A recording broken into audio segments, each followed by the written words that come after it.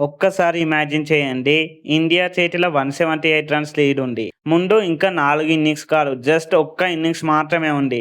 India batting start చేసింది. కానీ 193 రన్స్‌కే all out అయింది. అయితే ఇక్కడే అసలు ట్విస్ట్ వచ్చింది. ఎందుకంటే ఇండియా శ్రీలంకకి ఇచ్చిన టార్గెట్ ఏకంగా 372 రన్స్. అంటే ఒకవైపు రిషబ్ పంత్ 66తో అదరగొట్టారు. మరోవైపు ఇండియా లాస్ట్ 6 బ్యాటర్స్ కలిసి జస్ట్ 34 రన్సే చేశారు. మరి గాలెలో 300+ టార్గెట్ చేసంటే అంత ఈజీ కాదు. ఒక్కసారి మాత్రమే 300 దాటింది. అది కూడా 2022లో పాకిస్తాన్ 342 రన్స్ చేసింది. అంటే శ్రీలంక ఇప్పుడు చేయాల్సింది ఒక టెస్ట్ మ్యాచ్ని కాదు, హిస్టరీని చేయాలి. కానీ డే 4 లాస్ట్కి వచ్చేసరికి ఇండియాకి ఒక అన్ఎక్స్పెక్టెడ్ ప్రాబ్లం వచ్చింది. అదే వర్షం. కంప్లీట్ డీటెయిల్స్ ఈ వీడియోలో మాట్లాడుకుందాం పరండి. ఇండియా సెకండ్ ఇన్నింగ్స్ స్టార్ట్ అయ్యే టైంకి స్కోర్ బోర్డ్ ఒక విషయం చెబుతుంది. ఇండియా సేఫ్ పొజిషన్లోనే ఉంది. ఫస్ట్ ఇన్నింగ్స్ అడ్వాంటేజ్తో ఇండియా ఆల్రెడీ 178 రన్ లీడ్ ఉంది. అందుకే టార్గెట్ ఎంత పెట్టాలి? 350యా 400 అని. ఇదే బిగ్గెస్ట్ క్వశ్చన్. కానీ ఇండియాకి ఒక ప్రాబ్లం ఉంది. అదే టైం. టెస్ట్ మ్యాచ్ లో టార్గెట్ పెద్దదిగా ఉండడం మాత్రమే ఇంపార్టెంట్ కాదు, ఆపోనెంట్స్ కి చేస్ చేయడానికి సరిపడా టైం కూడా ఇవ్వాలి. అందుకే ఇండియా వీలైనంత త్వరగా రన్స్ చేయాలి. కానీ ఫస్ట్ షాక్ వచ్చేసింది. ఇండియా ఇన్నింగ్స్లో స్కోర్ బోర్డ్ పై ఇంకా 0 ఉంది. యశస్వి జైస్వాల్ క్రీజ్లో. అంతలోనే సెకండ్ డెలివరీకి జైస్వాల్ అవుట్ అయ్యారు.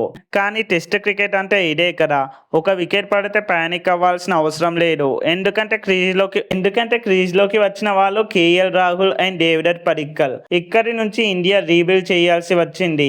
అండ్ వీళ్ళిద్దరు చేసింది కూడా అదే. రాహుల్ మరోసారి తన యూజువల్ కంట్రోల్ బ్యాటింగ్ చూపించాడు. పడిక్కల్ కూడా అటాక్ చేయడానికి తొందరపడలేదు. వీళ్ళ పార్ట్నర్షిప్ లో ఒక ఇంపార్టెంట్ విషయం కూడా ఉంది. ఇండియాకి రన్స్ కంటే టైం ఎక్కువ వాల్యుయబుల్. 65 రన్స్ పార్ట్నర్షిప్ వచ్చింది. దీంతో ఇండియా స్కోర్ బోర్డ్ 65/2గా చేరింది. కానీ శ్రీలంకకి కావాల్సింది ఒక బ్రేక్ త్రో. అది వచ్చింది కేఎల్ రాహుల్ రూపంలో. 35 రన్స్ వద్ద అవుట్ అయిపోయాడు.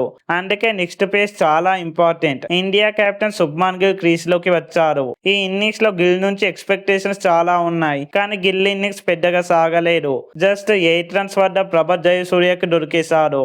ఇప్పుడు శ్రీలంకకి ఒక ఛాన్స్ కనిపించింది. ఇండియాని వీలైనంత త్వరగా ఆల్అౌట్ చేయాలి అని. బట్ అప్పుడు వచ్చారు స్పైడర్ రిషబ్ పంత్. క్రీజ్ లోకి వచ్చినప్పుడు పరిస్థితి చాలా సింపుల్ గా ఉంది. ఇండియాకి రన్స్ కావాలి, టైం సేవ్ చేయాలి. శ్రీలంక ప్రెషర్ పెంచుతుంది. ఇలాంటి సిచ్యువేషన్ లో పంత్ ఏం చేస్తాడు? పంత్ లానే ఆడతాడు. డిఫెన్సివ్ మోడ్ లోకి వెళ్ళలేదు. ఆపర్చునిటీ కనిపిస్తే అటాక్ చేశారు. ఒక్కో బౌండరీతో స్కోర్ బోర్డ్ మూవ్ అవుతూనే ఉంది. 69 బాల్స్లో 66 రన్స్ బాదాడు. ఇక స్ట్రైక్ రేట్ వచ్చేసి 95కి పైగా మెయింటైన్ చేశారు. ఇది నార్మల్ టెస్ట్ ఇన్నింగ్స్ అయితే కాదు. ఇది ఒక మెసేజ్, ఇండియాకి ఇంకా బ్యాటింగ్ మిగిలే ఉంది అని. పంత్ ఇన్నింగ్స్ వల్ల ఇండియాకి కావాల్సిన మూమెంటం అయితే వచ్చింది.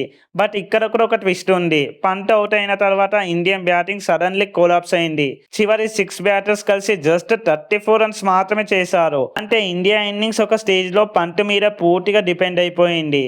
బట్ స్కోర్ బోర్డ్ మాత్రం ఇంకా డేంజరస్ గా ఉంది. దీంతో 193కే ఆల్అౌట్ అయిపోయారు. ఇక్కడ చాలా మంది అనుకున్నారు ఇండియా 193కే ఆల్అౌట్ అయింది బ్యాడ్ బ్యాటింగ్ అని. బట్ అది కంప్లీట్ స్టోరీ కాదు.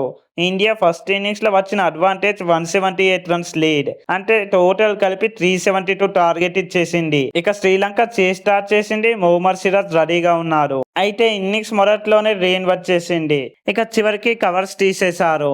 గ్రౌండ్ రెడీ అయింది. పిచ్ అన్కవర్డ్ అయింది. మళ్ళీ ప్లేయర్స్ ఫీల్డ్ లోకి ఎంట్రీ ఇచ్చారు. ఇక్కడ ఇండియాకి ఒక వికెట్ చాలా ఇంపార్టెంట్. ఎందుకంటే కొత్త బాల్ తో ఎర్లీ వికెట్ ఇస్తే శ్రీలంక చేస్ ఒక్కసారిగా కంప్లీట్ డిఫరెంట్ అయిపోతుంది. But Sri Lanka first challenge survive అయింది. అయితే మ్యాచ్ కంప్లీట్ గా ఎండ్ అయిందా అంటే అసలు కాదు. డే 4 చివరికి శ్రీలంక 84 రన్స్ దాటింది. అయితే స్కోర్ బోర్డ్ చెప్తుంది శ్రీలంక ఇంకా 288 రన్స్ చేయాలి అని. బట్ ఇండియాకి కావాల్సింది 10 వికెట్స్ కాదు, జస్ట్ 6 వికెట్స్ మాత్రమే. ఇక్కడి నుంచి రేపటి ఫస్ట్ ఓవర్ చాలా ఇంపార్టెంట్. శ్రీలంక మరో వికెట్ పడకుండా సర్వైవ్ అవుతే మాత్రం ప్రెషర్ స్లోలీ ఇండియా పైకి వస్తుంది. బట్ ఇండియాకి ఫస్ట్ బ్రేక్ త్రో వస్తే మాత్రం సడన్లీ 372 టార్గెట్ చాలా పెద్దదిగా కనిపిస్తుంది. ఇదే టెస్ట్ క్రికెట్ బ్యూటీ అంటే. ఒక్క వికెట్ మొత్తం మ్యాచ్ మూమెంటం ని చేంజ్ చేస్తుంది. మరి ఇండియా దగ్గర స్పిన్ ఆప్షన్ ఉంది, సీమ్ ఆప్షన్ ఉంది, పిచ్ కూడా గేమ్ లోకి రావచ్చు. శ్రీలంక దగ్గర మాత్రం ఒక పెద్ద టార్గెట్ ఉంది. బట్ ఇప్పుడు అసలు క్వశ్చన్ శ్రీలంక 372 చేస్ చేయగలదా అని. ఇండియా డే 5లో వికెట్స్ ని వరుసగా తీసుకొని గాలిలో another big test victory complete చేస్తుందా? మరి మీ ప్రిడిక్షన్ ఏంటి? ఇండియా 10 వికెట్స్ తీసేసి గెలుస్తుందా లేక శ్రీలంక హిస్టరీ క్రియేట్ చేస్తుందా? మీ ఒపీనియన్ ని కామెంట్ లో చెప్పండి. ఈ వీడియో నచ్చితే లైక్, షేర్ అండ్ సబ్స్క్రైబ్ చేయండి. మరో వీడియోతో మళ్ళీ కలుద్దాం.